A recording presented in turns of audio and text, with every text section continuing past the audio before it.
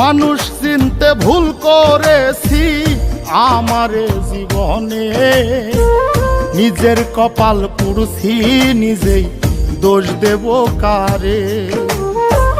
তাই তো নিজেই জ্বলছি হাইরে কাউরে বলি না, স্বার্থ ছাড়া একটা মানুষ খুঁজা পাইলাম না। আমি স্বার্থ ছাড়া একটা মানুষ খুঁজা পাইলাম না।